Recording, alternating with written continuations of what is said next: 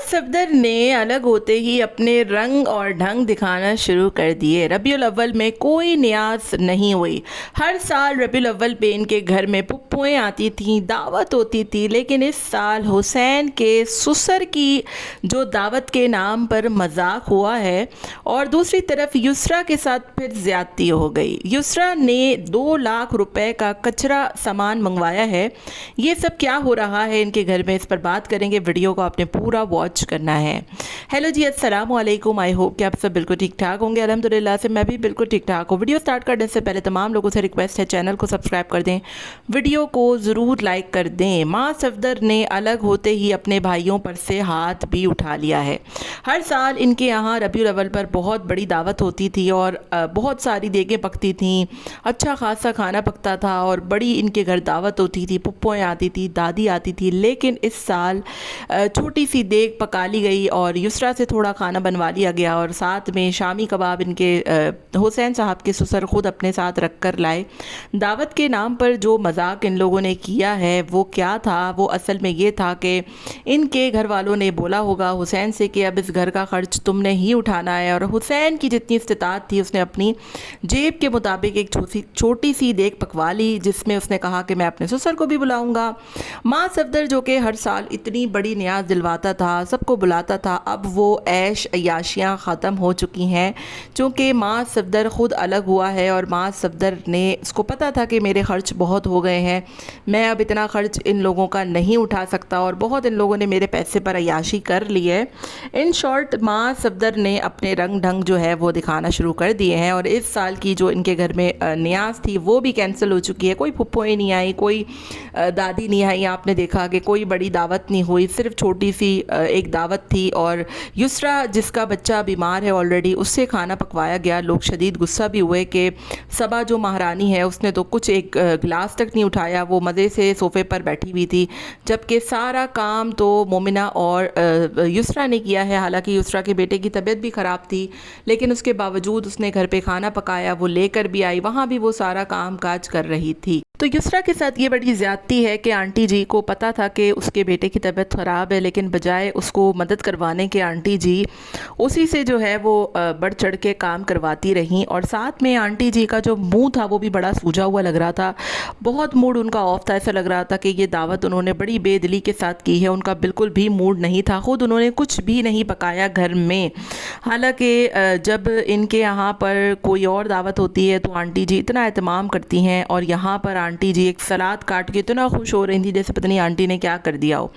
बाकी मीठा भी मोमिना ने पकाया, शामी कबाब अब्बू जी ले आए, बिरयानी बाहर से आ गई और रही सही कसर आपने युसरा से पकवा दी। तो दावत के नाम पर तो आपने अपने घर पे ये मजाक ही किया था। उसूलन तो फिर ये दावत युसरा के घर पे ही होनी चाहिए थी, वही अपने घर पर ये दावत कर लेती। आपका घर तो बिल्कुल एक जैसे मुसाफिर खाना बन चुका है। इस वक्त तीनों भाई अपना कंटेंट निकालने के लिए आपके घर पे आते हैं।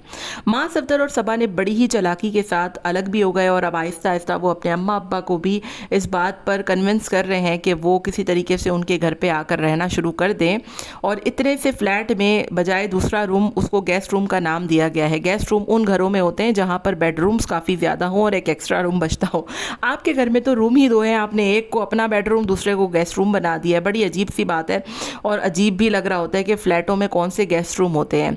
एनीवेज़, अब इनको पता है कि इनका कंटेंट अम्मा अब्बा के बगैर नहीं निकलना है। अब आहिस्ता आहिस्ता ये लोग अम्मा अब्बा को कन्विंस कर रहे हैं और वो भी एक ही बोलने पर तैयार हो जाते हैं। हालांकि वहाँ पर हुसैन और मोमिना और फरिया बिल्कुल अलग हैं, बच्चे हैं वो लोग छोटे छोटे, लेकिन यहाँ पर इनको बिल्कुल भी ख्याल नहीं है, क्योंकि माँ सफदर साहब पैसा जो कमाते हैं और अगर पैसा इन्होंने यहाँ पर से भी रोक लिया तो अम्मा अब्बा जी क्या करेंगे? इनके जो ठाठे बाटे हैं वो बिल्कुल ऑब्वियसली ख़त्म हो जाने हैं। तीसरी तरफ बात करूँगी युसरा साहिबा की, जो कुछ टाइम पहले तो बड़ी बन रही थी कि मैं किराए के घर पे खर्च नहीं करूँगी और ये करूँगी वो करूँगी, सुगड़ बीवी बनूँगी, ऐसा करूँगी वैसा करूँगी। आज जो उसने कचरा सामान 2 लाख का युसरा ने मंगवाया है, सिर्फ सबा की देखा देखी में सेम वही डेकोरेशन पीसेस, सेम वैसी ही प्लेट, सेम वैसा ही सब कुछ, और उसने उसके मुंह पर चपेड़ मारने की कोशिश की है कि तुम लोगों ने 50 लाख में क्या किया है, मैं तुम्हें 5-6 लाख में ऐसा ही घर बनाकर दिखा दूँगी। तो युसरा ने जो कुछ सारा सामान मंगवाया है, डेकोरेशन पीसेस बज़ाहिर तो वो ऐसे ही दिख रहे हैं जैसे माँ सफदर के घर में है लगे हुए, और एक एक चीज़ उसने کھول کے دکھائی ہے اور غالباً یہ 2 لاکھ روپے کا سامان بنتا ہے. میں نے خود جا کر مارٹ پر دیکھا ہے, ایک ایک چیز کو میں نے نوٹ کیا ہے اور ایک ایک چیز کی پرائز اور قیمت نکال کر میں نے اندازہ لگایا ہے کہ کم و بیش 1.5 سے 2 لاکھ کا یہ سارا سامان بنتا ہے.